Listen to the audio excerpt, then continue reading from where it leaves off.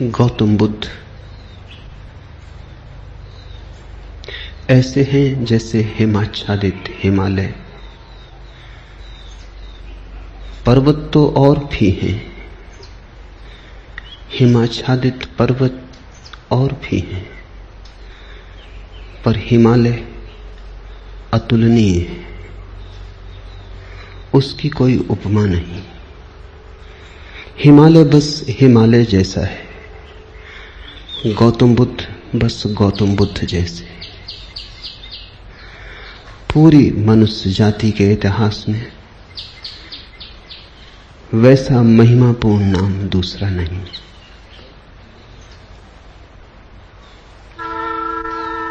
गौतम बुद्ध ने जितने हृदयों की वीणा को बजाया है उतना किसी और ने नहीं। गौतम बुद्ध के माध्यम से जितने लोग जागे और जितने लोगों ने परम भगवत्ता उपलब्ध की है उतनी किसी और के माध्यम से नहीं। गौतम बुद्ध की वाणी अनूठी है और विशेषकर उन्हें जो सोच विचार चिंतन मनन विमर्श के आदि हैं।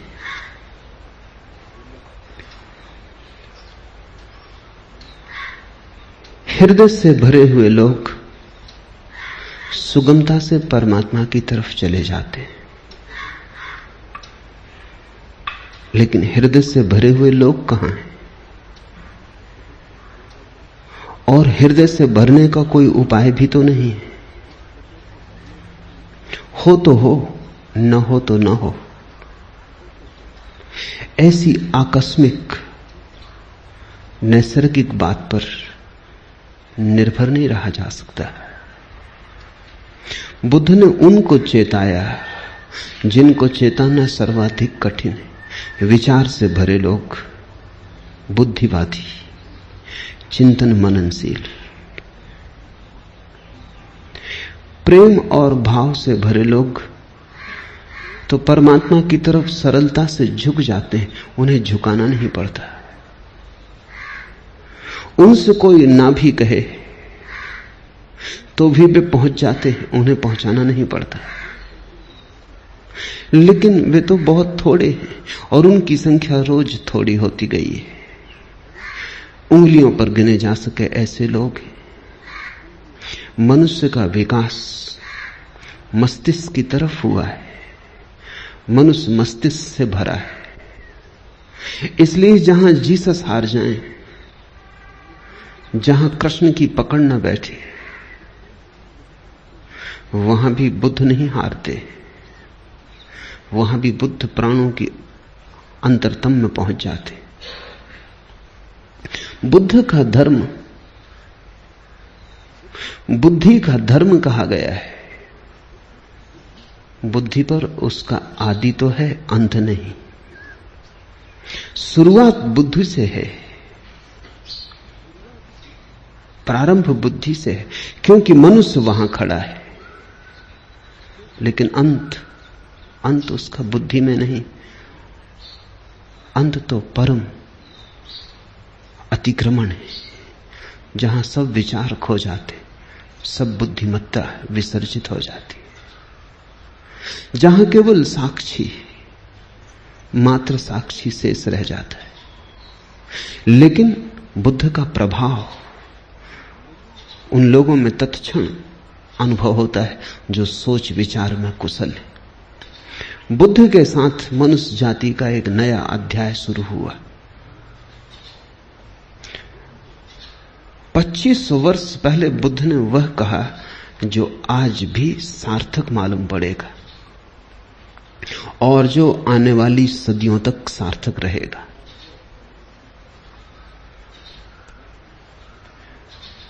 बुद्ध ने विश्लेषण दिया, एनालिसिस दी, और जैसा सूक्ष्म विश्लेषण उन्होंने किया कभी किसी ने ना किया था और फिर दोबारा कोई ना कर पाया।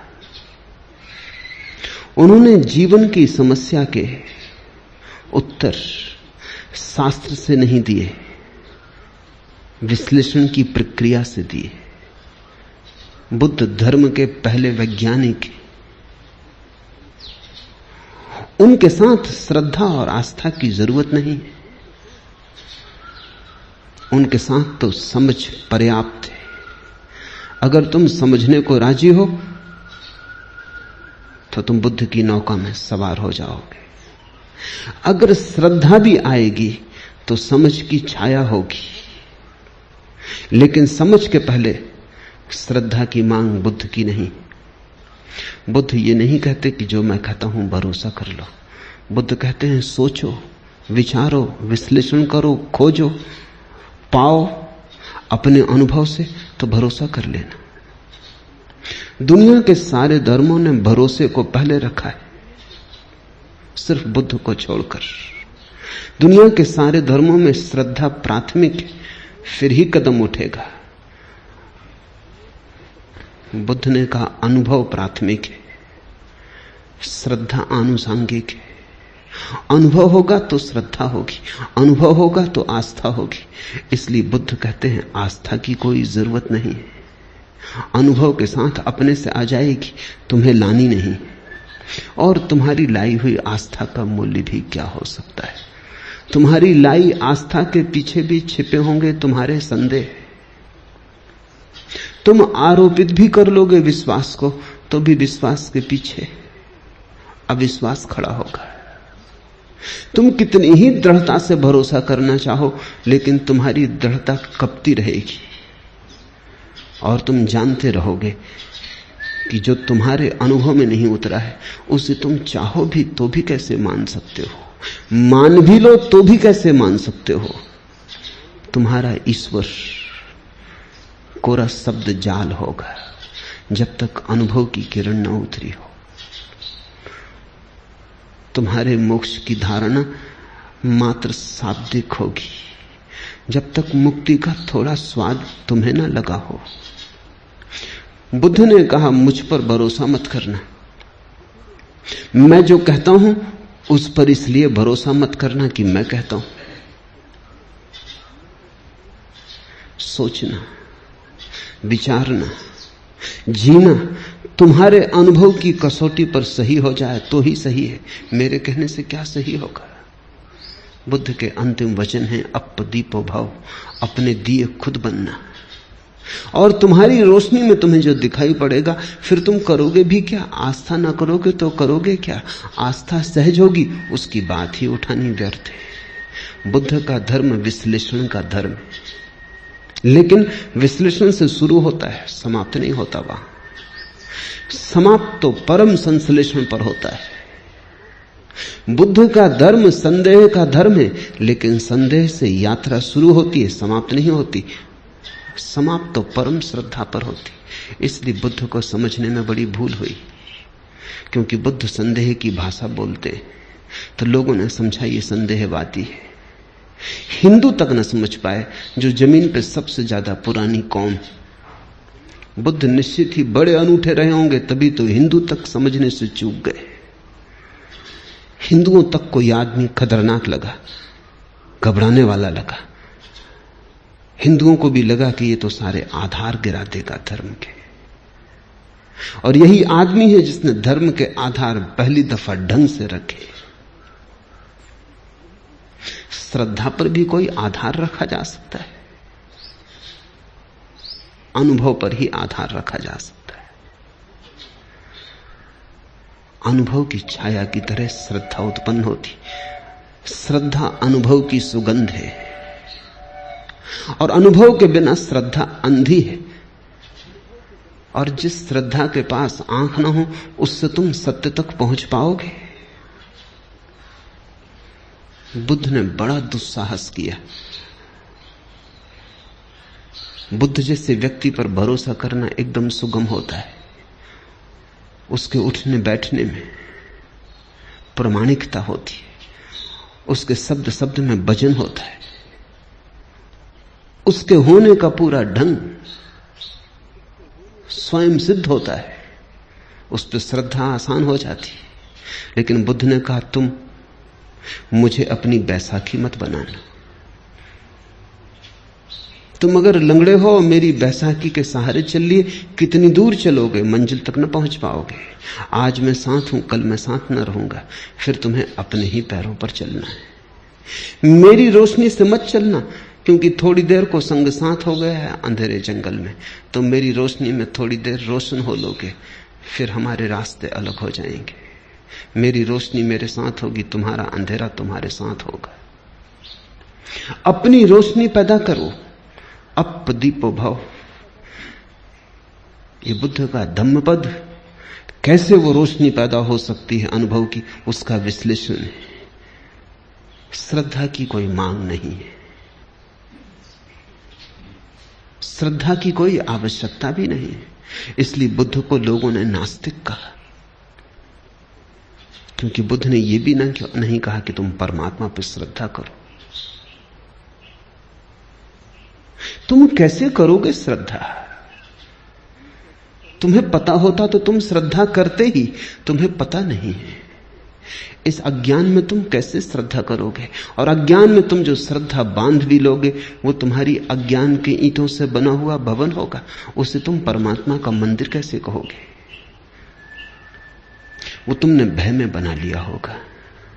मौत डराती होगी, इसलिए सहारा पकड़ लिया होगा। यहां जिंदगी हाथ से जाती मालूम होती होगी, इसलिए स्वर्ग की कल्पनाएं कर ली होंगी। लेकिन इन कल्पनाओं से, भय पर खड़ी हुई इन धारणाओं से कहीं कोई मुक्त हुआ है?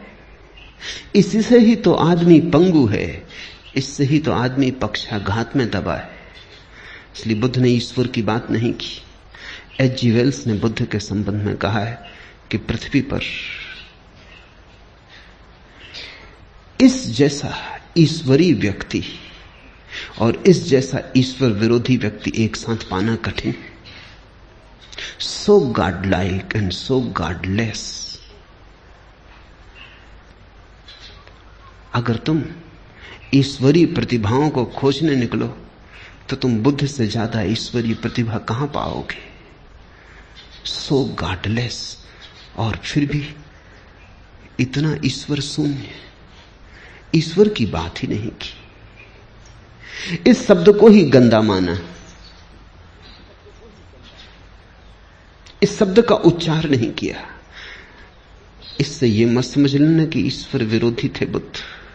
उच्चार नहीं किया क्योंकि उस परम शब्द का उच्चार किया नहीं जा सकता। उपनिषद कहते हैं ईश्वर के संबंध में कुछ कहा नहीं जा सकता, लेकिन इतना तो कह ही देते। बुद्ध ने इतना भी ना कहा। वो परम उपनिषद, उनके पार उपनिषद नहीं जाता। जहां उपनिषद समाप्त होते हैं वहां बुद्ध शुरू होते। आखिर इतना तो कह ही दिया, रोक ना सके अपने को कि ईश्वर निर्गुण है, तो निर्गुण उसका गुण बना दिया। कहा कि ईश्वर निराकार है, तो निराकार उसका आकार हो गया। लेकिन बिना कहे न रह सके। उपनिषद के ऋषि भी बोल गए, मौन में ही संभालना था उस संपदा को, बोलकर गंवा दी। बंधी मुट्ठी लाख की थी, खुली 2 कौड़ी की हो गई। वो बात ऐसी थी कि कहनी नहीं थी, क्योंकि तुम जो कुछ भी कहोगे वो गलत होगा। ये कहना भी कि परमात्मा निराकार है गलत है, क्योंकि निराकार भी एक धारणा है, वो भी आकार से ही जुड़ी है। आकार के विपरीत होगी तो भी आकार से संबंधित है। निराकार का क्या अर्थ होता है? जब भी अर्थ खोजने जाओगे आकार का उपयोग करना पड़ेगा। निर्गुण का क्या अर्थ होता है? जब भी कोई परिभाषा पूछेगा गुण को परिभाषा में लाना पड़ेगा। ऐसी निर्गुणता भी बड़ी नपुंसक है जिसकी परिभाषा में गुण लाना पड़ता है। और ऐसे निराकार में क्या निराकार होगा जिसको समझाने के लिए आकार लाना पड़ता है। बुद्ध से ज्यादा कोई भी नहीं बोला और बुद्ध से ज्यादा चुप भी कोई नहीं। कितना बुद्ध बोले। अन्वेषक खोज करते हैं तो वो कहते हैं एक आदमी इतना बोला, ये संभव कैसे? उन्हें डर लगता है कि इसमें बहुत कुछ प्रक्षिप्त है, दूसरों ने डाल दिया है। कुछ भी प्रक्षिप्त नहीं है। जितना बुद्ध बोले पूरा संग्रहित ही नहीं हुआ है। खूब बोले और फिर भी उनसे ज्यादा चुप कोई भी नहीं, क्योंकि जहां जहां नहीं बोलना था वहां नहीं बोले। ईश्वर के संबंध में एक शब्द ना कहा। इस खतरे को भी मोल लिया कि लोग नास्तिक समझेंगे, और आज तक लोग नास्तिक समझे जा रहे हैं, और इससे बड़ा कोई आस्तिक कभी हुआ नहीं। बुद्ध महा आस्तिक है। अगर परमात्मा के संबंध में कुछ कहना संभव नहीं है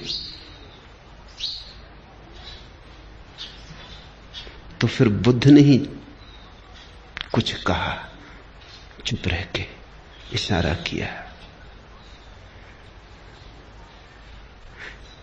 पश्चिम के एक बहुत बड़े विचारक विटगेंस्टीन ने अपनी बड़ी अनूठी किताब ट्रैक्टेटस में लिखा है कि जिस संबंध में कुछ कहा ना जा सके उस संबंध में बिल्कुल चुप रह जाना उचित है। That which cannot be said must not be said। जो नहीं कहा जा सकता कहना ही मत, कहना ही नहीं चाहिए। अगर विटगेंस्टीन बुद्ध को देखता तो समझता। अगर विटगेंस्टीन के वचन को बुद्ध ने समझा होता तो मुस्कुराते और उन्होंने स्वीकृति दी होती। विटगेंस्टीन को भी पश्चिम में लोग नास्तिक समझे, नास्तिक नहीं, पर जो कही नहीं जा सकती बात अच्छा है ना ही कही जाए। कहने से बिगड़ जाती, कहने से गलत हो जाती। लाओस से तक कहता तो है प्रथम वचन में अपने ताओ ते किंग में कि सत्य कहा नहीं जा सकता और जो भी कहा जाए वो असत्य हो जाता है, लेकिन फिर भी सत्य के संबंध में बहुत सी बातें कही, बुद्ध ने नहीं कही। तुम कहोगे फिर बुद्ध कहते क्या रहे? बुद्ध ने स्वास्थ्य के संबंध में एक शब्द भी नहीं कहा, केवल बीमारी का विश्लेषण किया और निदान किया, औषधि की व्यवस्था की। बुद्ध ने कहा मैं एक वैद्य हूं, मैं कोई दार्शनिक नहीं हूं। मैं तुम्हारी बीमारी का विश्लेषण करूंगा, निदान करूंगा, औषधि सुझा दूंगा, और जब तुम ठीक हो जाओगे तभी तुम जानोगे कि स्वास्थ्य क्या है। मैं उस संबंध में कुछ भी ना कहूंगा। स्वास्थ्य जाना जाता है, कहा नहीं जा सकता।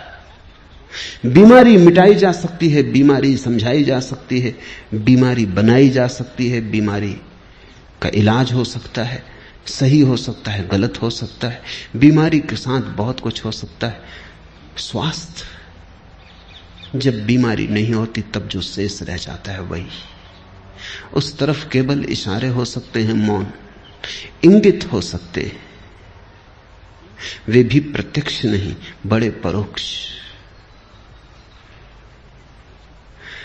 बुद्ध के धर्म को शून्यवादी कहा गया है। शून्यवादी उनका धर्म है, लेकिन इससे यह मत समझ लेना कि शून्य पर उनकी बात पूरी हो जाती, नहीं, बस शुरू होती। बुद्ध एक ऐसे उत्तुंग शिखर है जिसका आखिरी शिखर हमें दिखाई नहीं पड़ता। बस थोड़ी दूर तक हमारी आंखें जाती, हमारी आंखों की सीमा है। थोड़ी दूर तक हमारी गर्दन उठती है, हमारी गर्दन के झुकने की सामर्थ्य है। और बुद्ध खोते चले जाते हैं। दूर हिमाच्छादित शिखर है, बादलों के पार।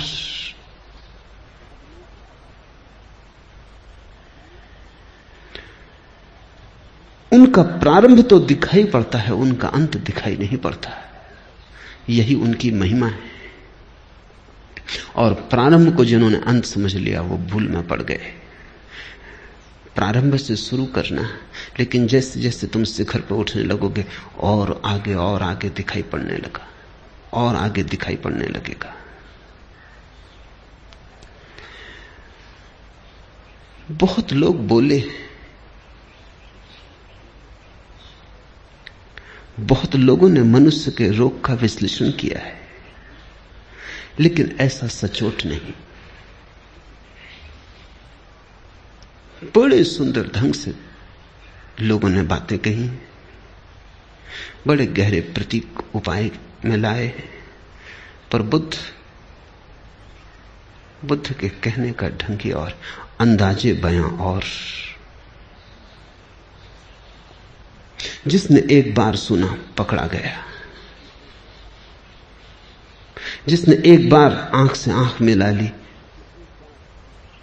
फिर भटक न पाया। जिसको बुद्ध की थोड़ी सी भी झलक मिल गई उसका जीवन रूपांतरित हुआ।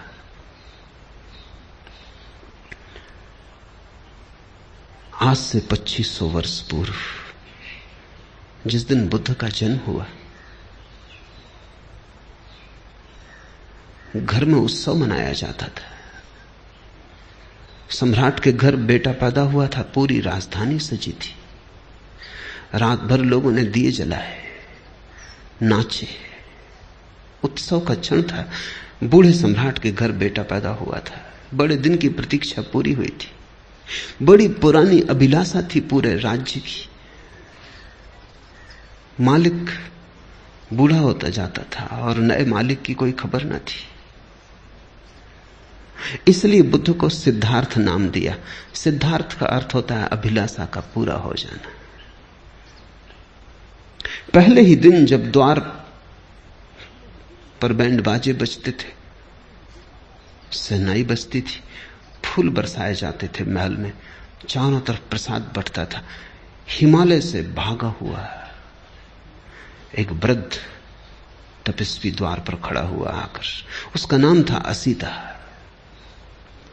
सम्राट भी उसे सम्मान करता था और कभी असीता राजधानी नहीं आया था। जब कभी जाना था तो शुद्धोधन को, सम्राट को स्वयं उसके दर्शन करने जाना होता था। ऐसे बचपन के साथी थे। फिर शुद्धोधन सम्राट हो गया, बाजार की दुनिया में उलझ गया, असीता महातपस्वी हो गया, उसकी ख्याति दूर दिगंत तक फैल गई। असीता को द्वार पर आए देखकर शुद्धोधन ने कहा, आप और यहां क्या हुआ, कैसे आना हुआ, कोई मुसीबत है, कोई अड़चन है, कहें। असीता ने कही, नहीं कोई मुसीबत नहीं, कोई अड़चन, तुम्हारे घर बेटा पैदा हुआ, उसके दर्शन को आया हूं। शुद्धोधन तो समझ ना पाया। सौभाग्य की घड़ी थी ये कि असीता जैसा तपस्वी और बेटे के दर्शन को आया। भागा गया अंतःगृह में, नवजात शिशु को लेकर बाहर आ गया। असीता झुका और उसने शिशु के चरणों में सिर रख दिए और कहते हैं शिशु ने अपने पैर उसकी जटाओं में उलझा दिए। फिर तब से आदमी की जटाओं में बुद्ध के पैर उलझे। फिर आदमी छुटकारा नहीं पा सका और असीता हंसने लगा और रोने भी लगा। और शुद्धोधन ने पूछा कि शुभ घड़ी में आप रोते क्यों हैं? असीता ने कहा, ये तुम्हारे घर जो बेटा पैदा हुआ है, ये कोई साधारण आत्मा नहीं, असाधारण है। कई सदियां बीत जाती, ये तुम्हारे लिए ही सिद्धार्थ नहीं है, ये अनंत अनंत लोगों के लिए सिद्धार्थ है। अनेकों की अभिलाषाएं इससे पूरी होंगी। हंसता हूं कि इसके दर्शन मिल गए, हंसता हूं, प्रसन्न हूं कि इसने मुझ बूढ़े की जटाओं में अपने पैर उलझा दिए। ये सौभाग्य का क्षण है। रोता इसलिए हूं कि जब ये कली खिलेगी, फूल बनेगी, जब दिगंत में इसकी सुवास उठेगी और इसकी सुवास की छाया में करोड़ों लोग राहत लेंगे, तब मैं न रहूंगा। ये मेरा शरीर छूटने के करीब आ गया। और एक बड़ी अनूठी बात असीता ने कही है, वो ये कि अब तक आवागमन से छूटने की आकांक्षा थी, वो पूरी भी हो गई। आज पछतावा होता है, एक जन्म अगर और मिलता है तो इस बुद्ध पुरुष के चरणों में बैठने की, इसकी वाणी सुनने की, इसकी सुगंध को पीने की, इसके नशे में डूबने की सुविधा हो जाती। आज पछताता हूं, लेकिन मैं मुक्त हो चुका हूं। यह मेरा आखिरी अवतरण है, अब इसके बाद देह न धर सकूंगा। अब तक सदा ही चेष्टा की थी कि कब छुटकारा हो शरीर से, कब आवागमन से। आज पछताता हूं कि अगर थोड़ी देर और रुक गया होता। इसे तुम थोड़ा समझो। बुद्ध के फूल के खिलने के समय असीता चाहता है कि अगर मोक्ष भी दांव पर लगता हो तो कोई हर्जा नहीं। तब से 2500 साल बीत गए, बहुत प्रज्ञा पुरुष हुए, लेकिन बुद्ध अतुलनीय है। और उनकी अतुलनीयता इसमें है कि उन्होंने इस सदी के लिए धर्म दिया और आने वाले भविष्य के लिए धर्म दिया। कृष्ण की बात कितनी ही समझा के कही जाए, इस सदी के लिए मौजू नहीं बैठती।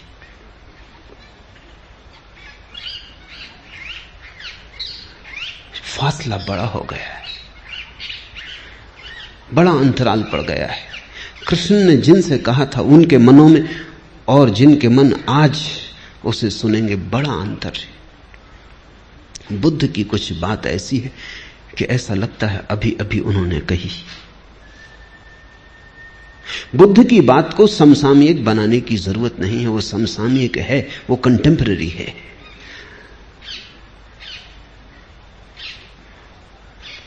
कृष्ण पर बोलो तो कृष्ण को खींच के लाना पड़ता है 20वीं सदी में, बुद्ध को नहीं लाना पड़ता है। बुद्ध जैसे खड़े ही हैं, 20वीं सदी में ही खड़े, और ऐसा अनेक सदियों तक रहेगा। क्योंकि मनुष्य ने जो होने का ढंग अंगीकार कर लिया है बुद्धि का, वो अब ठहरने को है, वो अब जाने को नहीं। और उसके साथ ही बुद्ध का मार्ग ठहरने को है। धम्मपद उनका विश्लेषण है।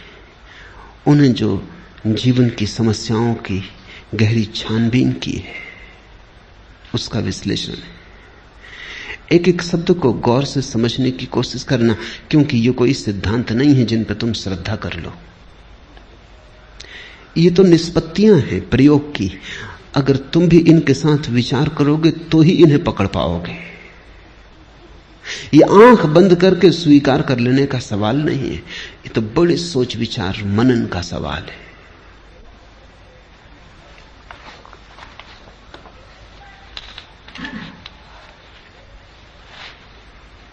साधारणतः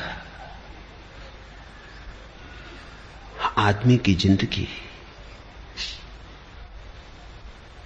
क्या है? कुछ सपने, कुछ टूटे फूटे सपने, कुछ अभी भी साबित भविष्य की आशा में अटके।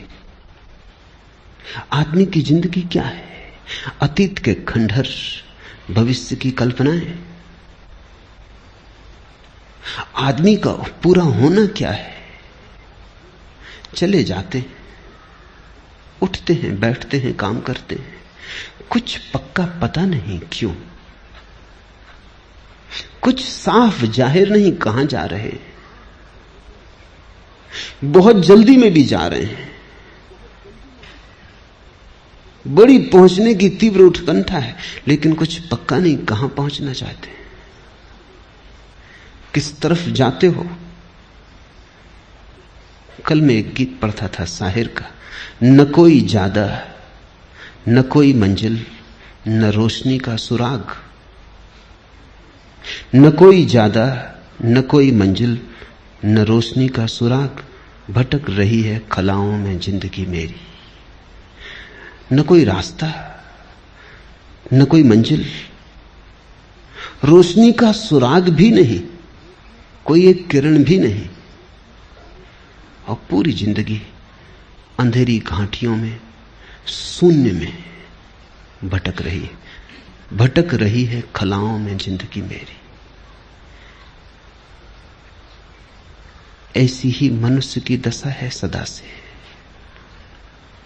बहुत सी झूठी मंजिलें भी तुम बना लेते हो। राहत के लिए कुछ तो चाहिए।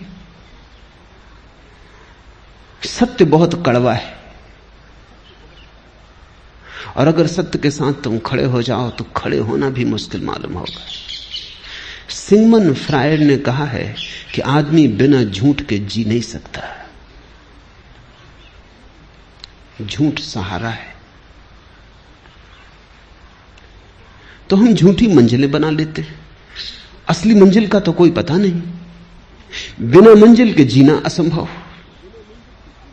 कैसे जियोगे बिना मंजिल के? अगर ये पक्का ही हो जाए कि पता ही नहीं कहां जा रहे हैं, तो पैर कैसे उठेंगे? यात्रा कैसे होगी? तो हम कल्पित मंजिल बना लेते, एक झूठी मंजिल बना लेते। उससे राहत मिल जाती, लगता है कहीं जा रहे हैं। कोई रास्ता नहीं है, क्योंकि झूठी मंजिलों के कहीं कोई रास्ते होते? जब मंजिल ही झूठी है तो रास्ता कैसे हो सकता है? तो फिर हम रास्ता भी बना लेते, रास्ता बना लेते हैं, मंजिल बना लेते हैं। सब कल्पित, सब मन के जाल, सब सपने। और ऐसे अपने को भर लेते हैं और लगता है शून्य भर गया, जिंदगी बड़ी भरी पूरी। कोई कुछ दिन हुए चल बसा। एक मित्र ने आके कहा कि आपको पता चला फला फला व्यक्ति चल बसे, बड़ी भरी पूरी जिंदगी थी। मैंने पूछा रुको, चल बसे ठीक, उसमें तो कुछ किया नहीं जा सकता, लेकिन भरी पूरी जिंदगी थी, ये तुमसे किसने कहा?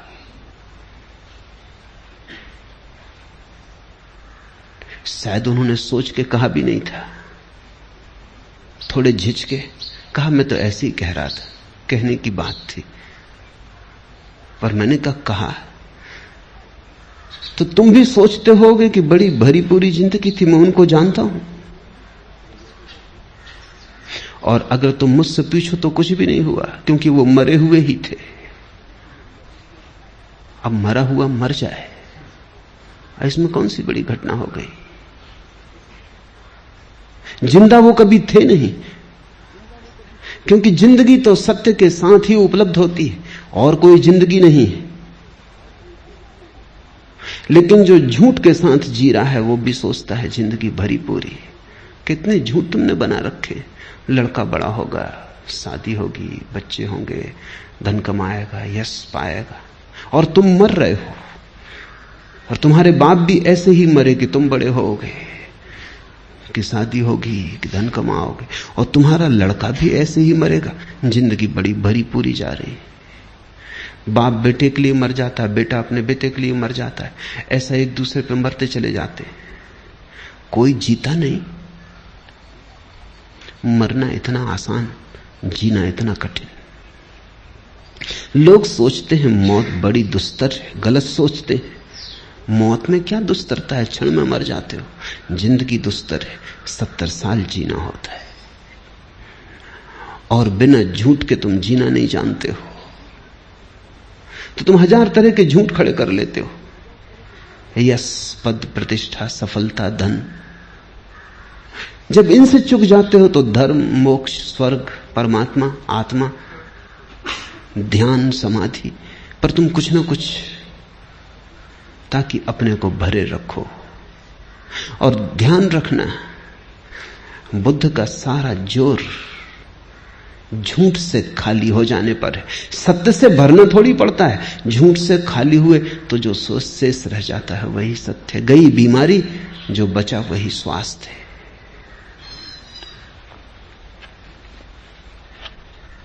लेकिन कितने ही लोगों ने जगाने की कोशिश की है, तुम जागते नहीं। आदमी का झूठ को पैदा करने का अभ्यास इतना गहरा है कि वो बुद्ध के आसपास भी, बुद्ध भी मौजूद हों जगाने को, तो उनके आसपास भी अपनी नींद की सुविधा जुटा लेता है। बुद्ध जगाते हैं, तुम उनके जगाने की चेष्टा को भी नशा बना लेते हो। तुम हर चीज में से शराब निकाल लेते हो। ऐसी कोई चीज नहीं है जिसमें से तुम शराब ना निकाल लो। इसलिए तो बुद्ध आते हैं, चले जाते हैं, बुद्ध पुरुष पैदा होते हैं, विदा हो जाते। तुम अपनी जगह अडिग खड़े रहते, तुम अपने झूठ से हटते नहीं। शायद बुद्ध पुरुषों ने जो कहा उसको भी तुम अपने झूठ में सम्मिलित कर लेते हो। क्या है तुम्हारे झूठ का राज? अहंकार। अहंकार सरासर झूठ है। ऐसी कोई चीज कहीं है नहीं। तुम हो नहीं, सिर्फ एक भ्रांति हो। है तो पूर्ण, सारा अस्तित्व इकट्ठा है। यह भ्रांति है कि तुम अलग हो। कल ही एक मित्र से मैंने कहा कि अब जागो, तो उन्होंने कहा कि कोशिश बहुत करता हूं, मन निंदा से भी भर जाता है, अपने प्रति अपराधी भी मालूम होता हूं, बेईमान भी मालूम पड़ता हूं, क्योंकि जो करना चाहिए मालूम है, समझ में आता और नहीं कर रहा हूं।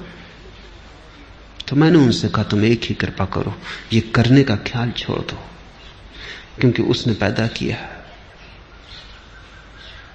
वही श्वास ले रहा है, तुम करना भी उसी पे छोड़ दो। उन्होंने कहा कि जन्म उसने दिया, इतना तक तो मैं मान सकता हूं, लेकिन बाकी और काम वही कर रहा है, ये नहीं मान सकता। ये तो मैं मान ही नहीं सकता कि बेईमानी भी वही कर रहा है। अभी थोड़ा सोचने जैसा है। हमें भी लगेगा कि बेचारा धार्मिक बात तो कह रहा है ये व्यक्ति, कि बेईमानी कैसे परमात्मा पे छोड़ दूं, लेकिन नहीं, सवाल ये नहीं है। अहंकार, ये कोई परमात्मा को बचाने की चेष्टा नहीं है कि परमात्मा पे बेईमानी कैसे सौंप दूं, ये भी अहंकार को बचाने की चेष्टा। ध्यान रखना, जब बेईमानी तुम करोगे तो ईमानदारी भी तुम ही करोगे।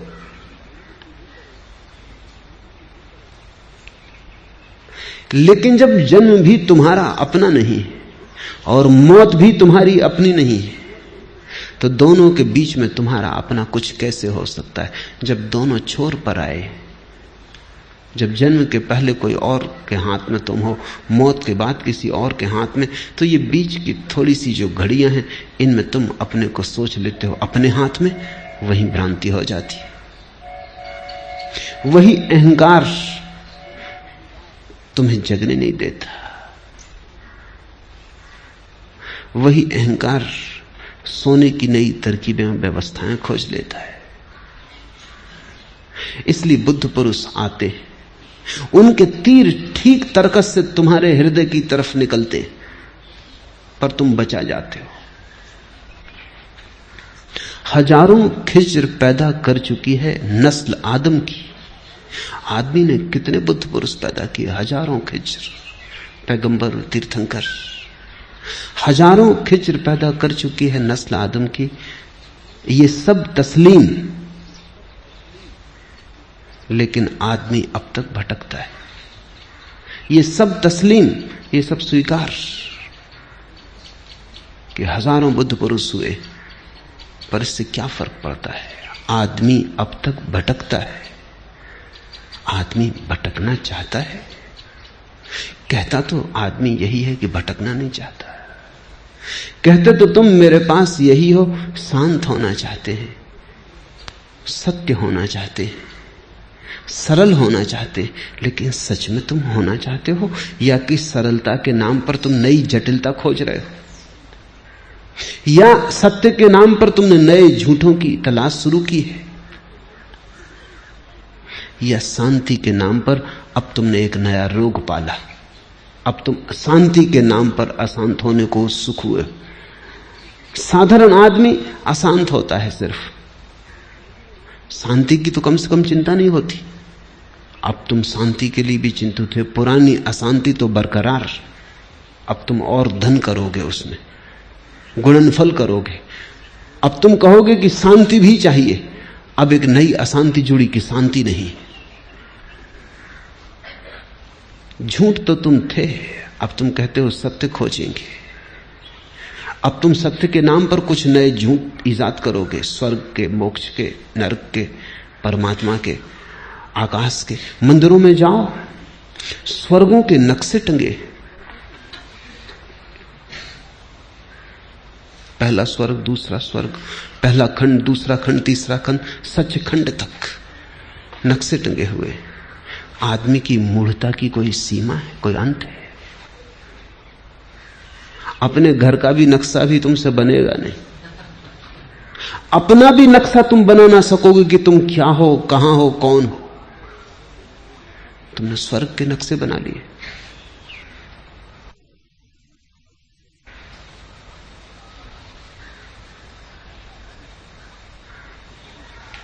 एक दुकान पर एक शिकारी कुछ सामान खरीद रहा था। अफ्रीका जा रहा था शिकार करने, कहीं जंगल में भटक ना जाए, इसलिए उसने एक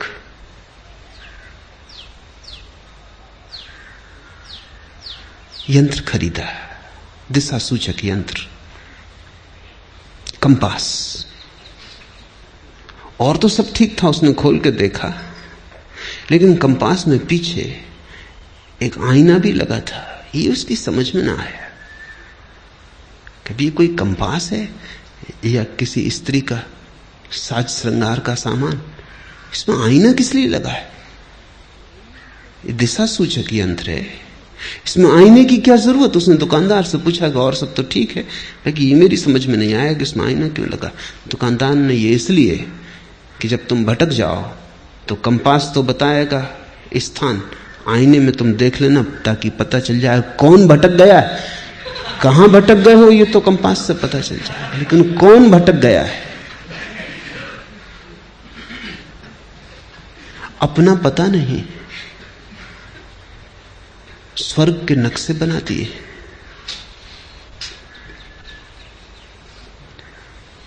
विवाद चल रहे हैं लोगों के, कितने नरक होते हैं। हिंदू कहते हैं 3, जैन कहते हैं 7। बुद्ध ने बड़ी मजाक की, उन्होंने कहा 700।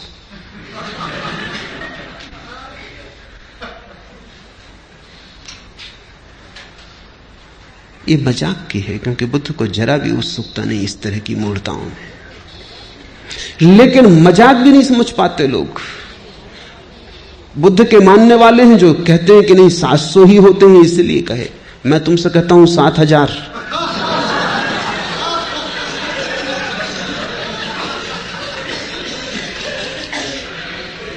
आदमी सत्य से भी झूठ खोज लेता है, इसलिए आदमी भटकता है। बुद्ध बड़े शुद्ध खोजी हैं, उनकी खोज बड़ी निर्दोष। घर छोड़ा तो जितने गुरु उपलब्ध थे सबके पास गए। गुरु उनसे थक गए, क्योंकि असली शिष्य आ जाए तभी पता चलता है कि गुरु गुरु है या नहीं। झूठे शिष्यों के साथ तो पता ही नहीं चलता। लोग मुझसे पूछते हैं आके कि असली गुरु का कैसे पता चले। मैं उनको कहता हूं तुम फिक्र ना करो, अगर तुम असली शिष्य हो पता चल जाए। नकली गुरु तुमसे बचेगा, भागेगा कि ये चला आ रहा असली शिष्य, ये झंझट खड़ी करेगा। तुम गुरु की फिक्र ही छोड़ दो। असली शिष्य अगर तुम हो तो नकली गुरु तुम्हारे पास टिकेगा ही नहीं। तुम टिके रहना, वो ही भाग जाएगा। जिब्रान की कहानी है कि एक आदमी गांव गांव कहता फिरता था कि मुझे स्वर्ग का पता है, जिनको आना हो मेरे साथ आ जाओ। कोई आता नहीं था, लेकिन लोगों को 1000 दूसरे काम। कोई स्वर्ग जाने की इतनी जल्दी वैसे भी किसी को नहीं। लोग स्वर्गीय तो मजबूरी में होते, जब हाथ पैर ही नहीं चलते लोग मरघट पे पहुंचा आते तब स्वर्गीय होते। कोई स्वर्गीय होने को राजी नहीं था। लोग कहते आपकी बात सुनते जचती, जब जरूरत होगी तब उपयोग करेंगे, मगर अभी कृपा करें, अभी हमें जाना नहीं। एक गांव में ऐसा हुआ, उस आदमी का खूब धंधा चलता था, क्योंकि जिनको स्वर्ग नहीं जाना इनको बचने के लिए भी गुरु को कुछ गुरु दक्षिणा देनी पड़ती थी। वो आ जाए गांव में और समझाए तो उसको कुछ सेवा भी करनी पड़ती, पैर भी पड़ने पड़ते। कहते तुम बिल्कुल ठीक हो, मगर अभी हम साधारण जन अभी संसार में उलझे हैं, जब कभी सुलझेंगे जरूर आपकी बात का ख्याल करेंगे, रख लेते हैं संभाल के हृदय में। तो गुरु का धंधा भी चलता था, ना कभी कोई झंझट आई थी ना कुछ। एक गांव में उपद्रव हो गया, एक असली शिष्य मिल गया। उसने कहा अच्छा तुम्हें पक्का पता है? बिल्कुल पक्का पता है, क्योंकि अभी तक कोई झंझटाई नहीं थी। तो उसने कहा अच्छा मैं चलता हूं, कितने दिन लगेंगे पहुंचने में? तब जरा गुरु घबराया कि ये जरा उपद्रवी मालूम पड़ता है। पैर छुओ बात ठीक है, सांस चलने की बात, मगर अब सबके सामने मना भी नहीं कर सका। उसने कहा देखेंगे, भटकाएंगे 1-2 साल, भाग जाएगा अपने आप। 6 साल बीत गए, वो उनके पीछे ही पड़ा है। वो कहता है कि कब आएगा, अभी तक आया नहीं। एक दिन उस गुरु ने कहा तेरे हाथ जोड़ता हूं भैया, तू जब तक न मिला था हमको भी पता था, तेरे कारण हमारा भी था। असली शिष्य मिल जाए तो फिर गुरु अपने आप। दुनिया में नकली गुरु हैं क्योंकि नकली शिष्यों की बड़ी संख्या है। नकली गुरु तो बाई प्रोडक्ट, वो सीधे पैदा नहीं होते, नकली शिष्य उन्हें पैदा कर लेता है। बुद्ध सभी गुरुओं के पास गए, गुरु घबरा गए क्योंकि ये व्यक्ति निश्चित प्रमाणिक था। जो उन्होंने कहा वो इसने इतनी पूर्णता से किया कि उनको भी दया आने लगी कि तो हमने भी नहीं किया है। कोई करते नहीं था तब तक बात ठीक थी, इस पे दया आने लगी। इससे ये भी ना कह सकते थे कि तुमने पूरा नहीं किया इसलिए उपलब्ध नहीं हो रहा है। इसने पूरा किया, उसमें तो रत्ती भर कमी नहीं रखी। गुरु ने हाथ जोड़ के कहा बस हम यहां तक तुम्हें बता सकते थे, इसके आगे हमें खुद भी पता नहीं। सारे गुरुओं को बुद्ध ने चुका डाला, एक गुरु साबित ना हुआ। तब सिवाय इसके कोई रास्ता ना रहा कि खुद खोजे। और इसलिए बुद्ध की बातों में बड़ी ताजगी है क्योंकि उन्होंने खुद खोजा, किसी गुरु से नहीं पाया था, किसी से सुन के नहीं दोहराया था, फिर खुद खोज पर निकले, नितांत अकेले, बिना किसी सहारे के। शास्त्र धोखा दे गए, गुरु धोखा दे गए, सब पीछे हट गए, अकेला रह गया खोजी। ऐसा ही होता है, जब तुम्हारी खोज असली होगी तुम पाओगे शास्त्र काम नहीं देते। शास्त्र तभी तक काम देते हैं जब तक तुम उनका भजन पाठ करते हो, बस तभी तक। अगर तुमने यात्रा शुरू की तुम तत्क्षण पाओगे शास्त्र में 1000 गलतियां होनी ही चाहिए, क्योंकि हजारों साल तक हजारों लोगों से दोहराते रहे, बनाते रहे, उसमें बहुत कुछ छूट गया, बहुत कुछ जुड़ गया है। लेकिन ये तो पता तुम्हें तभी चलेगा जब तुम यात्रा करोगे। एक तुम नक्शा लिए घर में बैठे हो, उसकी तुम पूजा करते हो, कैसे पता चलेगा? यात्रा पर निकलो तब तुम्हें पता चलेगा, अरे इस नक्शे में नदी बताई है, यहां कोई नदी नहीं। इस नक्शे में पहाड़ बताया है, यहां कोई पहाड़ नहीं। इस नक्शे में कहा बाएं मुड़ना, बाएं मुड़ो तो गड्ढे, यात्रा होती नहीं। दाएं मुड़ो तो ही हो सकती है। जब तुम यात्रा पर निकलोगे तभी परीक्षा होती तुम्हारे नक्शों की, उसके बिना कोई परीक्षा नहीं। जो भी यात्रा पर गए उन्होंने शास्त्र को सदा कम पाया,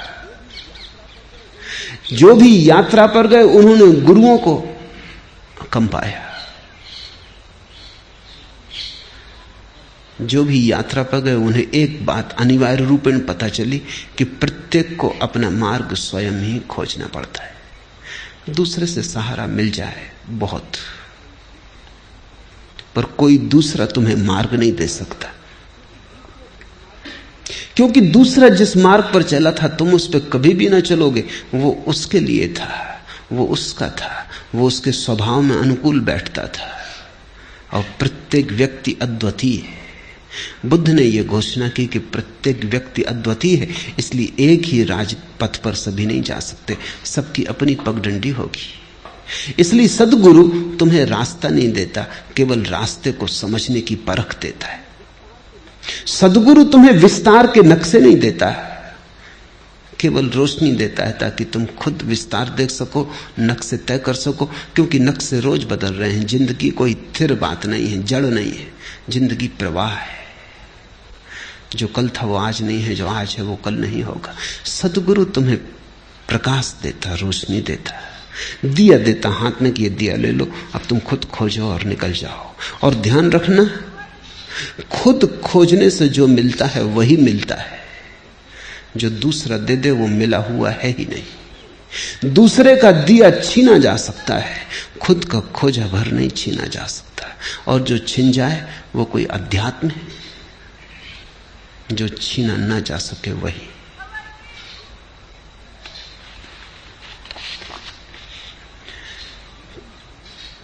पहली गाथा, मन सभी प्रवृत्तियों का पुरोगामी है, मन उनका प्रधान है, वे मनोमय है। यदि कोई दोषयुक्त मन से बोलता है या कर्म करता है तो दुख उसका अनुसरण वैसे ही करता है जैसे गाड़ी का चक्का खींचने वाले बैलों के पैर का। छोटा सूत्र पर बड़ा दूरगामी।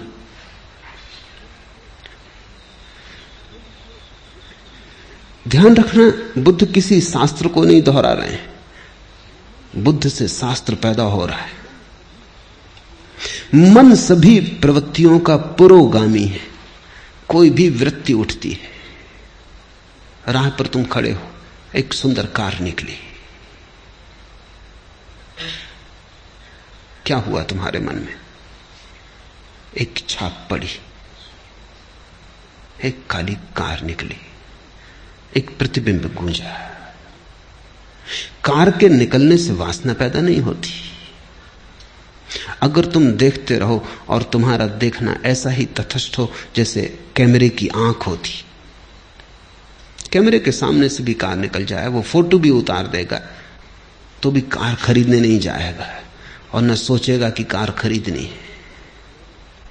अगर तुम वहां खड़े हो और कैमरे जैसी तुम्हारी आंख है, तुमने सिर्फ देखा, काली कार गुजर गई, चित्र बना गया, एक छाया आई गई, कुछ भी कठिनाई नहीं। लेकिन जब ये काली छाया कार की तुम्हारे भीतर से निकल रही, तब तुम्हारे मन में एक कामना जगी, ऐसी कार मेरे पास हो।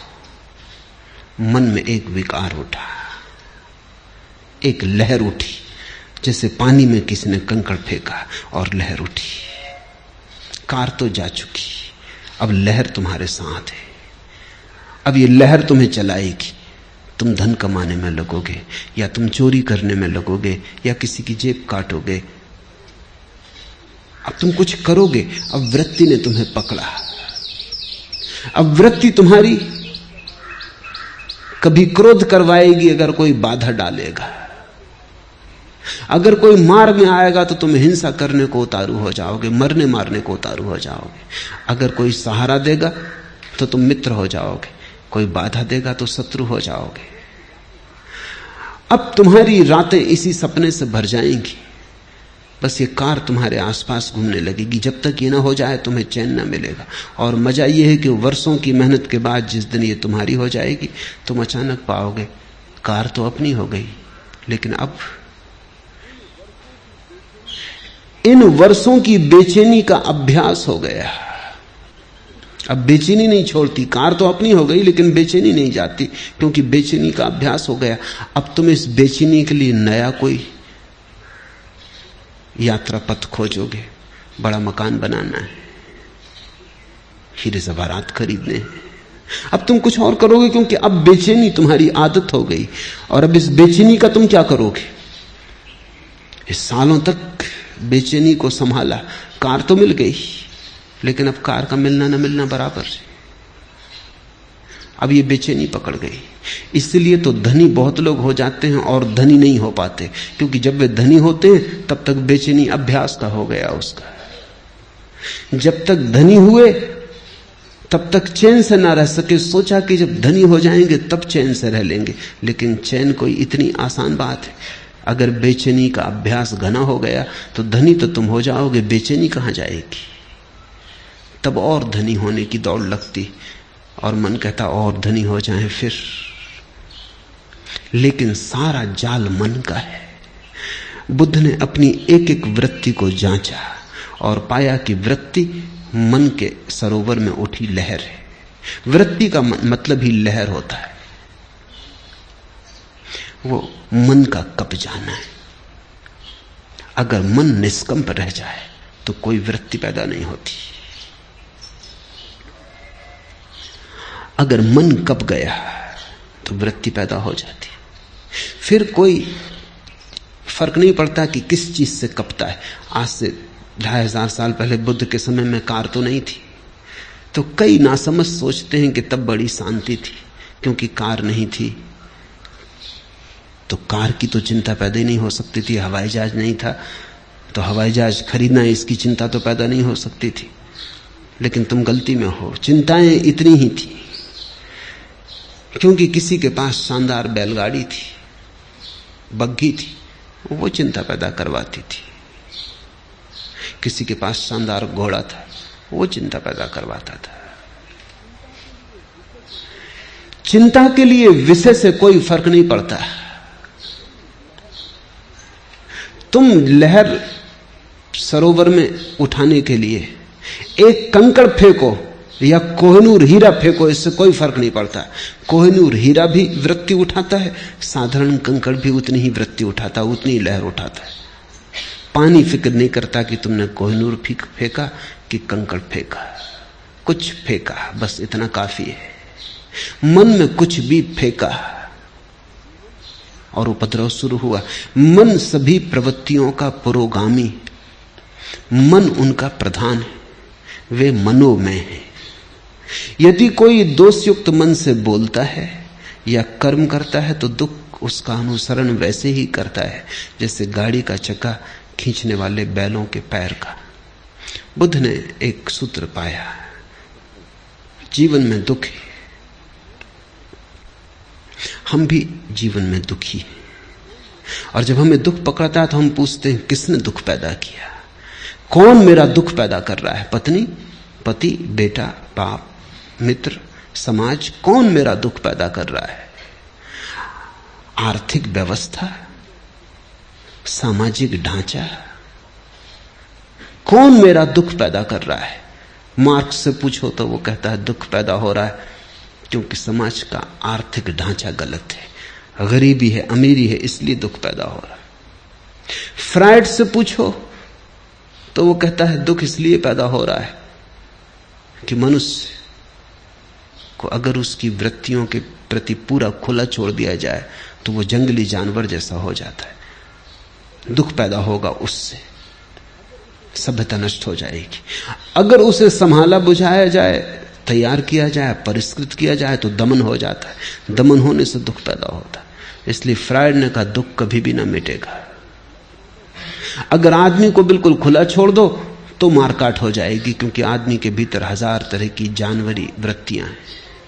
अगर दबाओ, ढंग का बनाओ, सज्जन बनाओ तो दमन हो जाता है। दमन होता है तो दुख होता रहता है, वृत्तियां पूरी नहीं हो पाती। पूरी करो तो मुसीबत, न पूरी करो तो मुसीबत। तो फ्रायड ने तो अंत में कहा कि आदमी जैसा है कभी सुखी हो ही नहीं सकता, सुख असंभव है। फ्रायड और मार्क्स, इनका विश्लेषण ही अगर अकेला विश्लेषण होता तो पक्का है कि आदमी कभी सुखी नहीं हो सकता, क्योंकि रूस में गरीब अमीर मिट गए लेकिन दुख नहीं मिटा। गरीब अमीर मिट गए तो दूसरे वर्ग खड़े हो गए। कोई पद पर है, कोई पद पर नहीं है, कोई कम्युनिस्ट पार्टी में है, कोई कम्युनिस्ट पार्टी में नहीं है। जो पद पर है वो इतना शक्तिशाली हो गया है जितना धनी पुराने दिनों में कभी भी न था, और जो पद पर नहीं है वो इतना निर्बल हो गया है जितना भूखा भिखमंगा गरीब कभी नहीं था। धनी के हाथ में इतनी ताकत कभी नहीं थी जितनी रूस में पदाधिकारी के हाथ में। संघर्ष वहीं के वहीं खड़ा है, भेद वहीं के वहीं खड़ा है। वर्ग नए बन गए, पुराने मिटे। तो कुछ ऐसा लगता है आदमी बीमारी बदलता जाता है। क्रांतियों के नाम से केवल बीमारी बदलती, कुछ भी बदलता नहीं। ऊपर के ढंग बदलते हैं, भीतर का रोग जारी रहता है। सब क्रांतियां व्यर्थ हो गई। सिर्फ बुद्ध की एक क्रांति अभी भी सार्थकता रखती। बुद्ध कहते हैं तुम्हारे मन में ही कारण। बाहर खोजने गए, पहला कदम ही गलत पड़ गया, अब तुम ठीक कभी ना हो पाओगे। तुम्हारे मन में ही दुख का कारण है। जब भी तुम किसी को दुख देना चाहते हो तुम दुख पाओगे।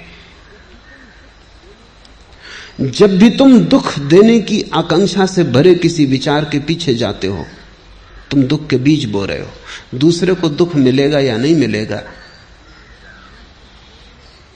तुम्हें दुख जरूर मिलेगा। तुम अगर आज दुख पा रहे हो तो बुद्ध कहते हैं कल बोए बीजों का फल है। और अगर कल तुम चाहते हो दुख न पाओ तो आज कृपा करना, आज बीज मत बोना। यदि कोई दोषयुक्त मन से बोलता है, सोचता है, व्यवहार करता है या वैसे कर्म करता है तो दुख उसका अनुसरण वैसे ही करता है जैसे गाड़ी जाती तो बैलों के पीछे चाक चले आते। तुम्हारे मन में अगर किसी को भी दुख देने का जरा सा भी भाव है तो तुम अपने लिए बीज बो रहे हो, क्योंकि तुम्हारे मन में जो दुख देने का बीज है वो तुम्हारे ही मन की भूमि में गिरेगा, किसी दूसरे की मन की भूमि में नहीं गिर सकता। बीज तो तुम्हारे भीतर है, वृक्ष भी तुम्हारे भीतर ही होगा, फल भी तुम ही भोगोगे। अगर बहुत गौर से देखा जाए तो जब तुम दूसरे को दुख देना चाहते हो तब तुमने अपने को दुख देना शुरू कर ही दिया। तुम दुखी होने शुरू हो ही गए। तुम क्रोधित हो, किसी पर क्रोध करके उसे नष्ट करना चाहते हो, उसे तुम करोगे या नहीं ये दूसरी बात है, लेकिन तुमने अपने को नष्ट करना शुरू कर दिया। बुद्ध कहते थे क्रोध से बड़ी कोई मूढ़ता नहीं, दूसरे के कसूर के लिए तुम अपने को दंड देते हो। एक आदमी ने तुम्हें गाली दी, कसूर उसका होगा, अब क्रोधित तुम हो रहे हो, दंड तुम अपने को दे रहे हो, कसूर उसका था। इससे ज्यादा मूढ़ता और क्या हो सकती। उसने गाली दी,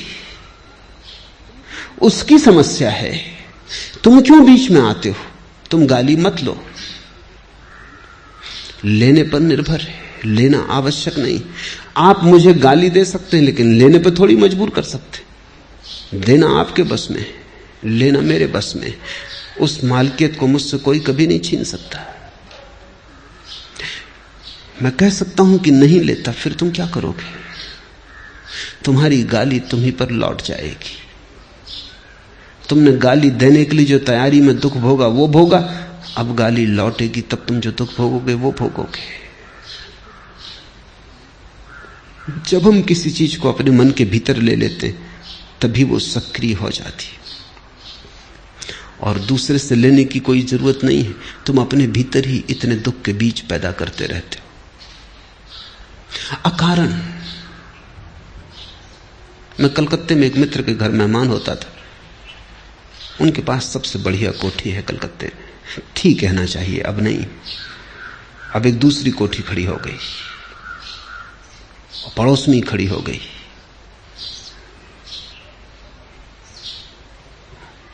जब मैं उनके घर मेहमान होता था तो वो हमेशा अपने मकान में मुझे ले जाते। कई बार दिखा चुके थे मगर फिर दिखाते। उनका रस खत्म नहीं होता था। स्विमिंग पूल, बगीचा सब दिखाते। उनकी आदत थी, ये मान के मैं जब भी वो दिखाते फिर इस तरह उत्सुकता लेता जैसे कभी नहीं देखा है। मगर आखिरी बार जब उनके घर गया तो उन्होंने मकान ना दिखाया। मैं थोड़ा हैरान हुआ, क्या ये आदमी बदल गया? मैंने पूछा कि क्या मामला है, मकान नहीं दिखलाइएगा? कहने लगे क्या खाक दिखलाएं, क्या हुआ?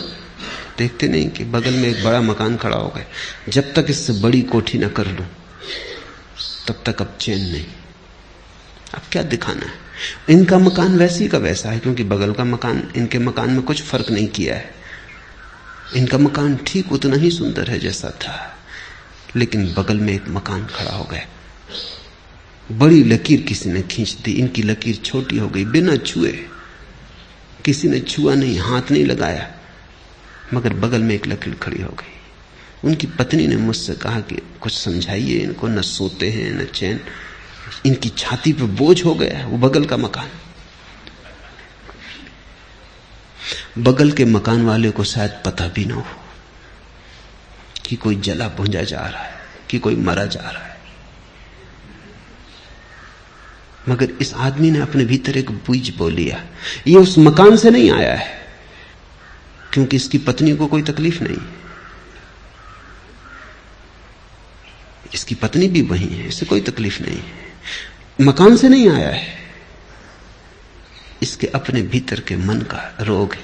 एक ईर्ष्या जगी, अहंकार को चोट लगी है। मैंने उनसे कहा कि मैं सदा जानता था कभी न कभी ये झंझट होगी। आप अपने मन में अपने मकान का इतना रस लेते कि कोई भी मकान अगर खड़ा हो गया तो आप जी ना सकोगे। क्योंकि सदा आपको देख के मुझे ऐसा लगा ये मकान आपके लिए नहीं है, आप मकान के लिए हो। आप मालिक नहीं हो, ये मकान मालिक है। आप वस्तु को अपना सब संभाल दिए, दे दिए हैं वस्तुओं को, आप गुलाम हो गए। मुझे डर था कि कभी न कभी ये होगा, कोई मकान बड़ा बगल में खड़ा हो जाएगा तो तुम न झेल पाओगे। वो रुग्ण रहने लगे जब से वो मकान बन गया।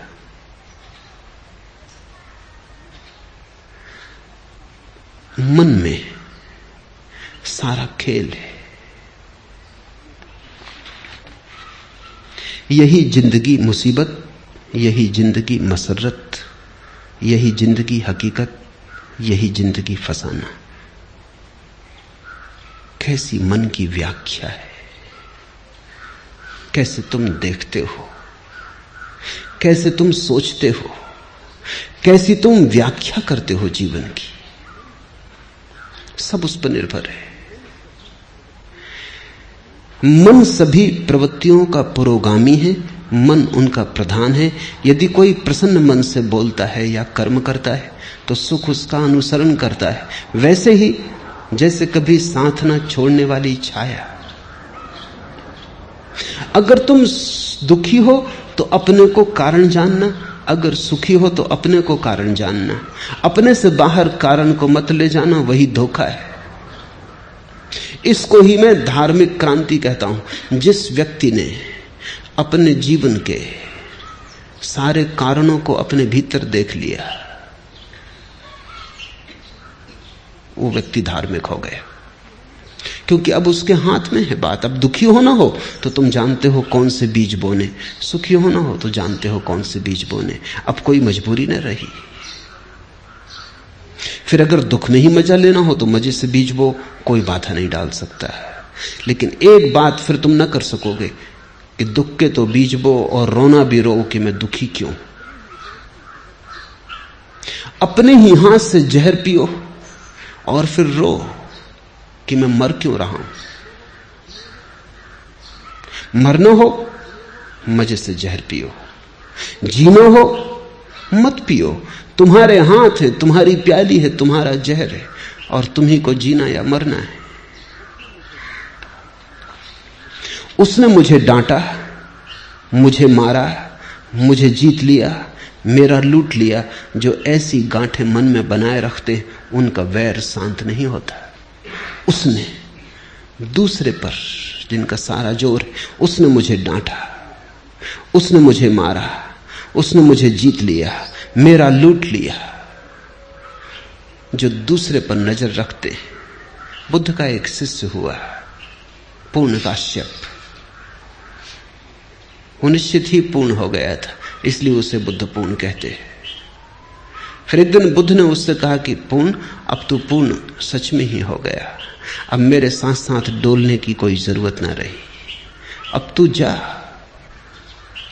अब तू गांव गांव नगर नगर घूम और डोल, मेरी खबर ले जा। मेरे पास तूने जो पाया है उसे लुटा। पुण्य का भगवान, किस दिशा में जाऊं? आप इशारा करते हैं।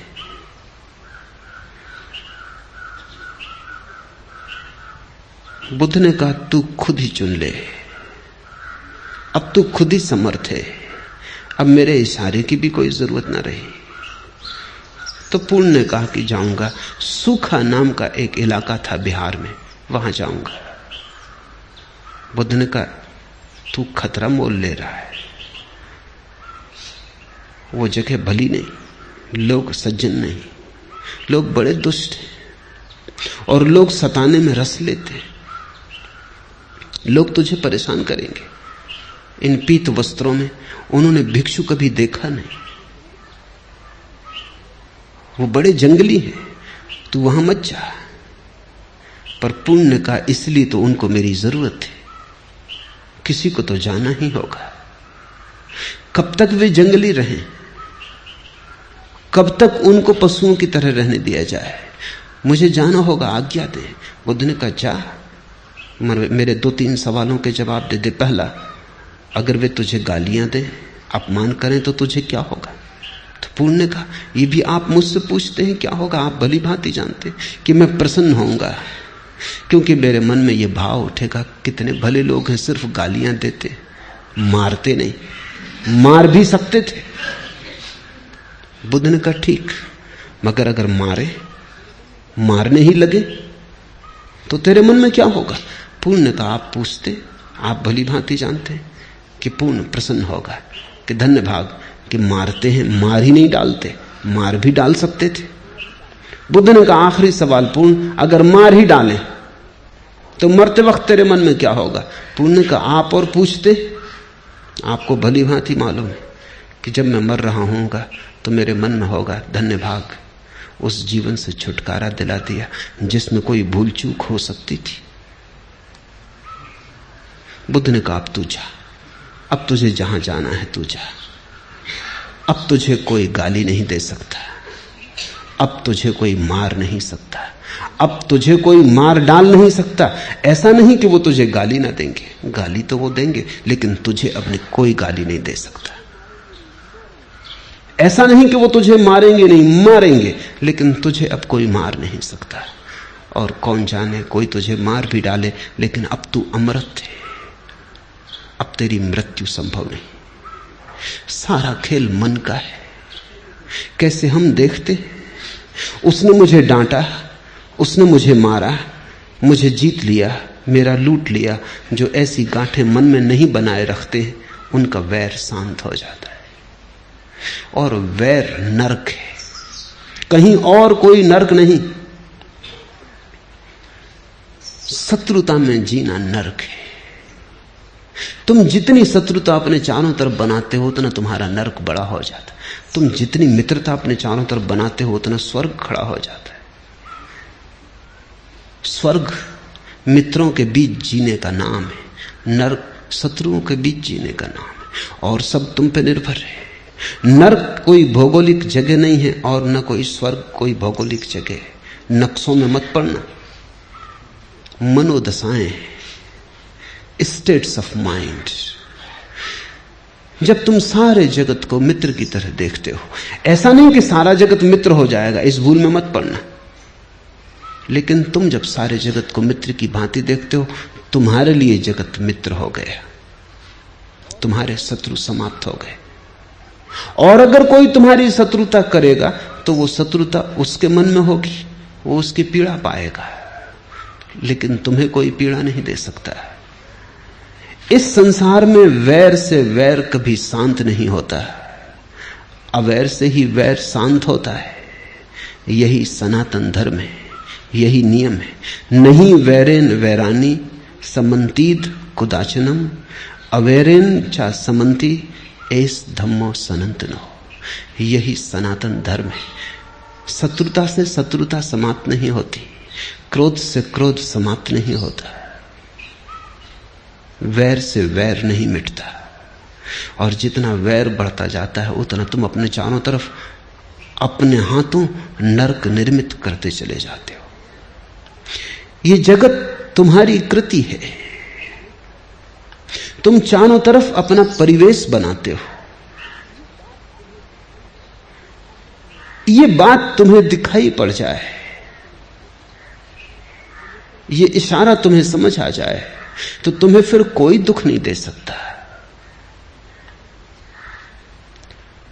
तुम्हारा स्वभाव तब सुख हो जाएगा। फैलाओ मैत्री।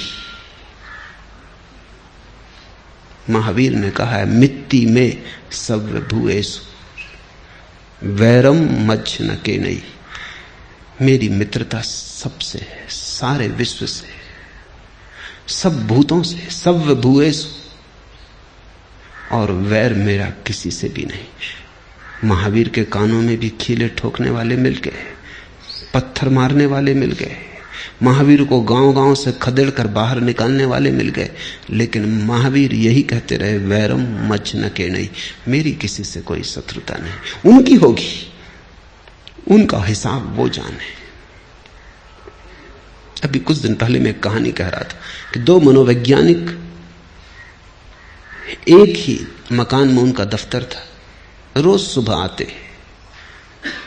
लिफ्ट में सवार होते, अक्सर साथ सवार होते। वो जो लिफ्ट को चलाने वाला सेवक था वो बड़ा हैरान था। जब भी वे दोनों साथ जाते तो पहले एक मनोवैज्ञानिक उतरता है 10वीं 12वीं मंजिल पे कहीं। जब भी वो उतरता है दरवाजे से लौट के दूसरे मनोवैज्ञानिक के ऊपर थूकता, चला जाता अपनी तरफ, और दूसरा चुपचाप अपना रुमाल निकाल के अपना मुंह पहुंच लेता, टाई पहुंच लेता, या कोट पे पड़ गया होता थूक पहुंच लेता, रख लेता और अपना बस तैयारी करने लगता, क्योंकि 15वें या 20वें मंजिल पे उसको उतरना। आखिर उस लिफ्ट मैन को और संभालना मुश्किल हो गया। एक दिन उसने कहा कि बात बहुत हो जा रही, ये मामला क्या है, ये आदमी क्यों आपके ऊपर थूकता है? तो उस मनोवैज्ञानिक ने कहा, ये उसकी समस्या है, उसी से पूछो, मेरा इसमें कोई हाथ ही नहीं, ये समस्या उसकी है, उसी से पूछो, बेचारा जरूर कोई ना कोई पागलपन उसे सवार है, मेरा तो कुछ भी नहीं बिगड़ता, पहुंच लेता हूं, उसकी सोचो, असली तकलीफ वही पा रहा है। थूकने के पहले तकलीफ पाता होगा, थूकते वक्त तकलीफ पाता है, पीछे तकलीफ पाता होगा, क्योंकि समस्या उसकी है, वही कुछ कर रहा है, हम तो केवल दर्शक हैं। अगर जीवन को ऐसे देखने की कला आ जाए तो फिर तुम्हें कोई दुख नहीं दे सकता। दूसरा देना भी चाहे तो ये उसकी समस्या है। और तुम इस भ्रांति में कभी मत पड़ना कि वैर से तुम दूसरों के वैर को मिटा दोगे, कभी कोई नहीं मिटा पाया। प्रेम से ही मिटता है वैर, करुणा से ही मिटता है क्रोध। इस संसार में वैर से वैर कभी शांत नहीं होते, अवैर से ही होते, यही सनातन नियम है। ये बुद्ध के धर्म की आधारशिला है। और थोड़ा सोचो भी कि कौन तुम्हें सुख दे पाता है, कौन तुम्हें दुख दे पाता है, सब तुम्हारे मन का ही हिसाब है। अभी घड़ी भर पहले जो बात सुख देती थी, घड़ी भर बाद दुख देने लगती। अभी जो बात दुख दे रही, घड़ी भर बाद सुख दे सकती है। तुम्हारी व्याख्या, तुम कैसे उस बात को पकड़ते हो, क्या उस बात को रंग देते हो, क्या रूप देते हो। और अगर तुम्हें यह दिखाई पड़ जाए कि कोई दूसरा सुख नहीं दे सकता, तो दुख कैसे देगा? किसने तुम्हें कभी कोई सुख दिया, याद है कुछ? किसने तुम्हें कभी कोई आनंद दिया, याद है कुछ? और जब किसी ने कोई सुख नहीं दिया तो दुख कोई क्या देगा?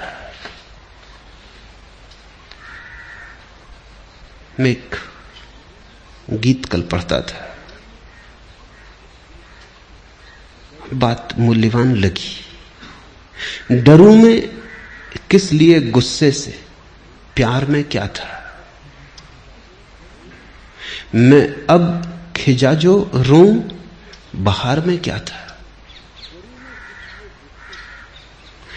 डरूं में किस लिए गुस्से से, प्यार में क्या था। जब दूसरे के प्यार से कुछ न मिला तब उसके गुस्से से क्या परेशान होना है। जब प्यार ही कुछ न दे सका तो गुस्सा क्या छीन लेगा। मैं अब खिजा जो रोऊं, बहार में क्या था। और अब पतझड़ आ गई, सब वीरान हुआ जाता है। इसको रोऊं, लेकिन बाहर में क्या था? जब बाहर थी तब भी जब कुछ पास न था, जब बाहर में भी कोई सुख न मिला, तो अब पतझार में दुख का क्या प्रयोजन है? लेकिन आदमी बड़ा अजीब है, जिनसे तुम्हें सुख नहीं मिला उनसे भी तुम दुख ले लेते हो। जिनके जीते जी तुम्हें कभी कोई शांति नहीं मिली, उनके मरने पर तुम रोते हो। मैं एक युगल को जानता हूं। जब तक पति जिंदा रहा, पति और पत्नी निरंतर कलह करते रहे। कभी कभी मेरे पास आते थे, लेकिन सुलझाव कोई आसान न था। सब उलझाव सुलझ जाएं, पति पत्नी के बड़े मुश्किल से सुलझते, क्योंकि सुलझाना ही नहीं चाहते। शायद वही उनकी जिंदगी है, वही व्यस्तता है, वही कुल भराव है। वो भी चला जाए तो फिर बड़ा खाली हो जाता है। कई बार तलाक देने की बात भी उठी, लेकिन उस पे भी राजी ना हो पाते थे। फिर पति शराब पीने लगा और शराब पीते पीते मरा। जवान ही था, अभी कोई 36 साल उम्र थी, ज्यादा नहीं थी। जब मर गया तो पत्नी मेरे पास आई, छाती पीट पीट कर रोने लगी। मैंने उससे कहा, अब तू रोना बंद कर, क्योंकि जिस आदमी के कारण तू कभी हंसी नहीं, उसके लिए रोना क्या?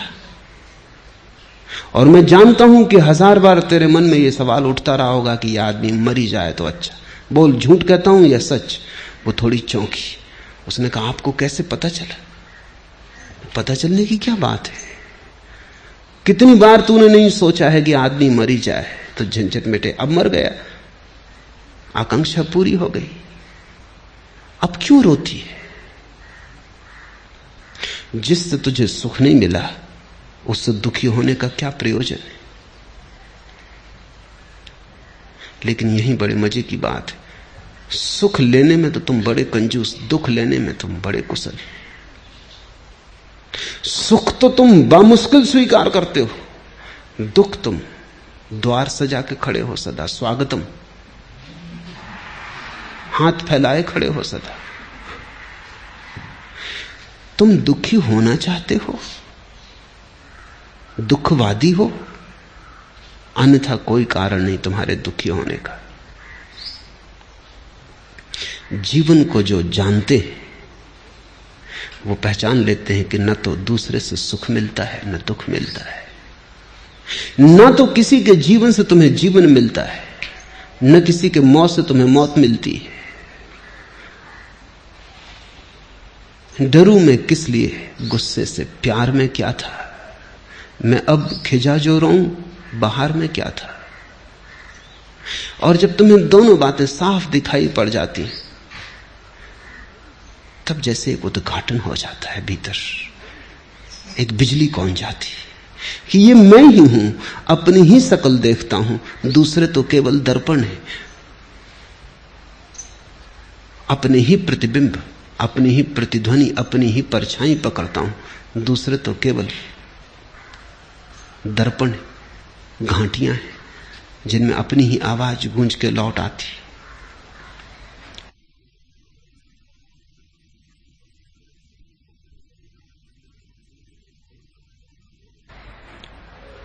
इसे बुद्ध एस धम्मो सनातनो कहते हैं। यही धर्म का सनातन सूत्र है। न परमात्मा, न मोक्ष, न वेद, न आत्मा, कोई भी धर्म के मूल आधार नहीं है। बुद्ध कहते एस धम्मो सनातनो, ये छोटा सा सूत्र कि तुम्हारे दुख के कारण तुम हो, तुम्हारे सुख के कारण तुम हो, और दूसरे को दुख देने से तुम कभी सुख न पा सकोगे,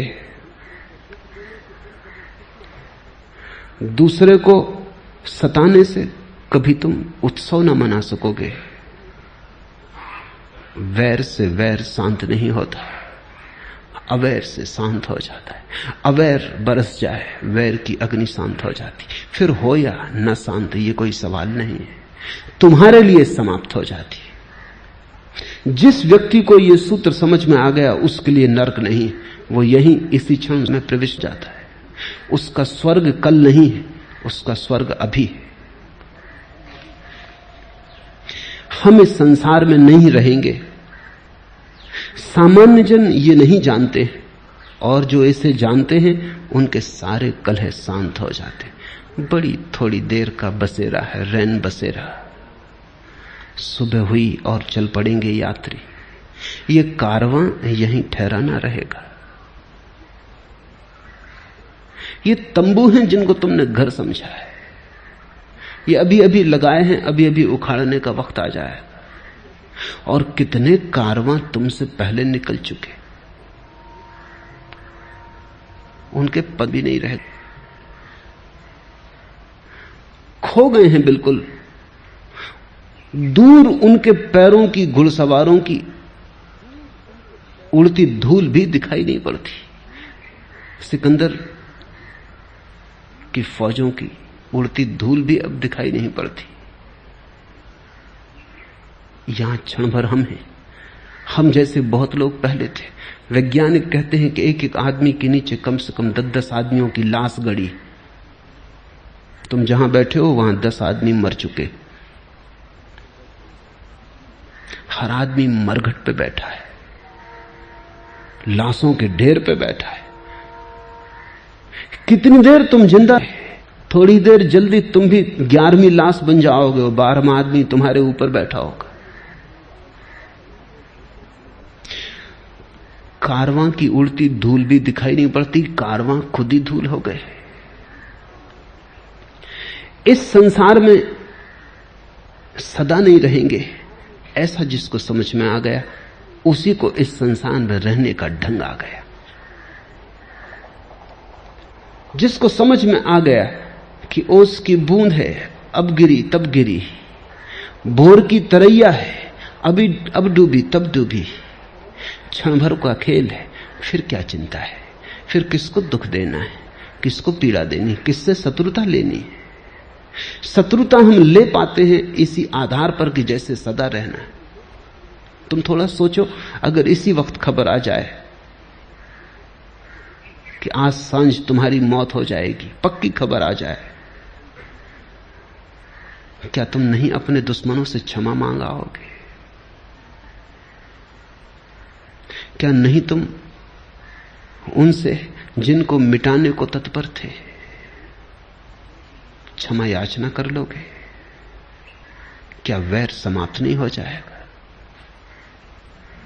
जाते आदमी का क्या, कौन सा वैर, किसकी शत्रुता, कैसी शत्रुता? जब विदा होने का क्षण आ जाएगा तुम सभी से क्षमा मांग लोगे, लेकिन पक्का नहीं कि वो क्षण कब आएगा। अभी आ सकता है, लेकिन एक बात पक्की है कि कभी ना कभी आएगा, ज्यादा देर नहीं है। जो कली खिल गई, अब फूल के कुम्हलाने में ज्यादा समय नहीं। सुबह हो गई, सूरज चढ़ आया, सांझ को कितनी देर है, प्रतिपल सांझ हुई जाती, सुबह के साथ ही सांझ हो गई। जिसको ऐसा दिखाई पड़ जाता है वो फिर इस जगत में वैर के बीज नहीं बोता, फिर वो कल्याण मित्र हो जाता है, फिर वो मैत्री बोता है, वो अपने स्वर्ग सल काटता है।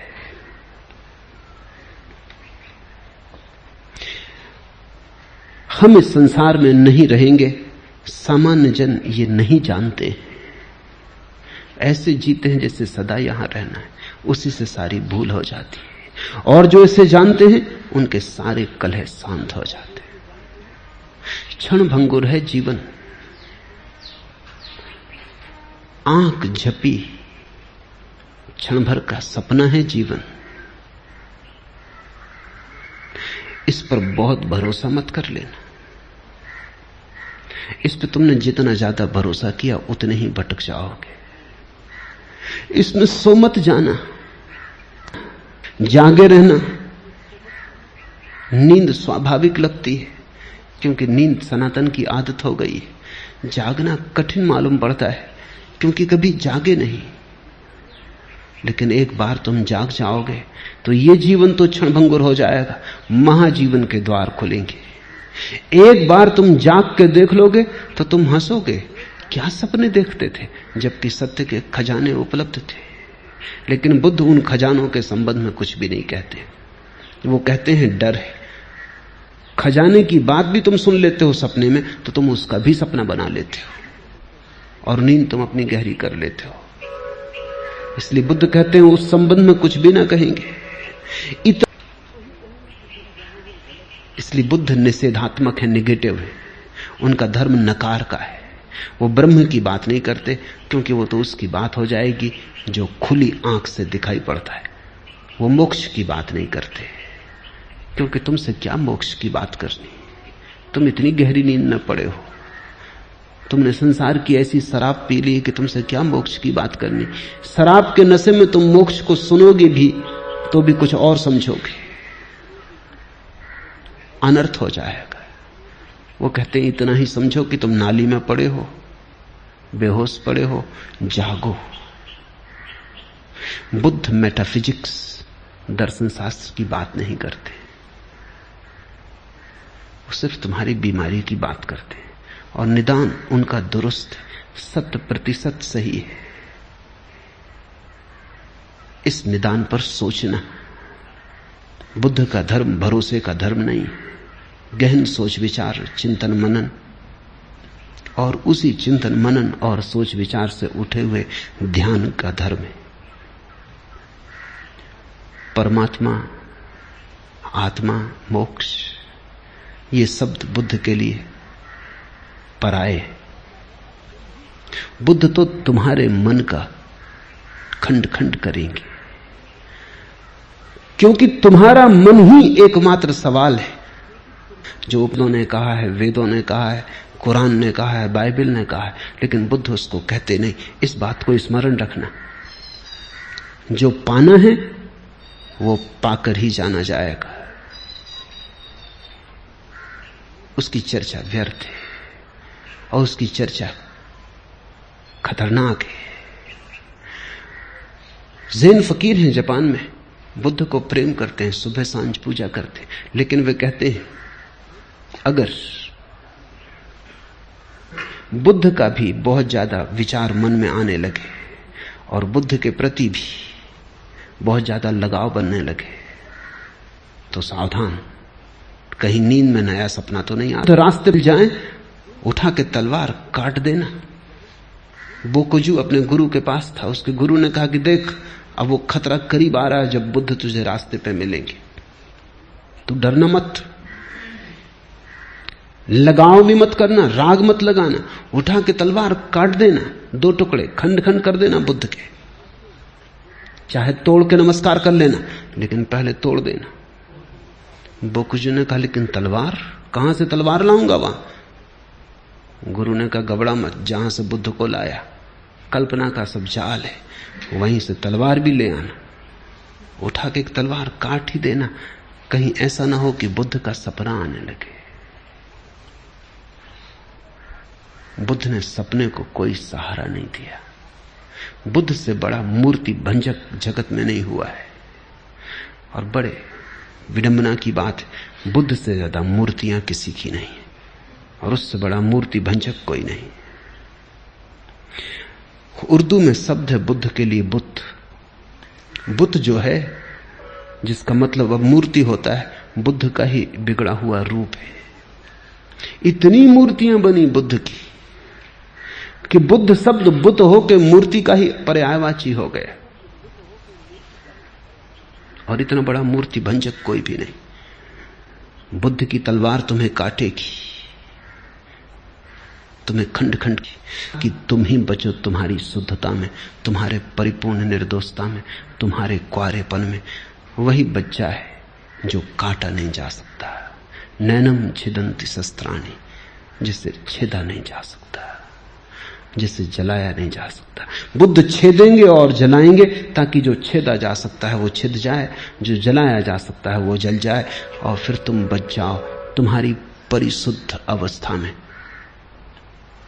वही वेदों का ब्रह्म है, महावीर का कैवल्य है, कपिल और कणाद का मोक्ष, बुद्ध का वही निर्वाण है। निर्वाण शब्द नकारात्मक है।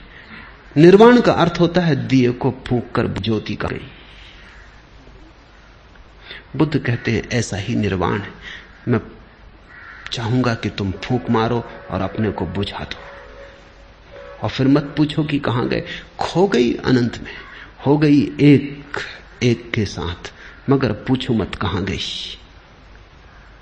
निराकार के साथ एक हो गई, मगर पूछो मत। कहने में बात बिगड़ जाएगी। चुप्पी और चुप्पी में समझ लो। ऐसी बड़ी गहन बुद्ध के विश्लेषण और निषेध में हम उतरेंगे।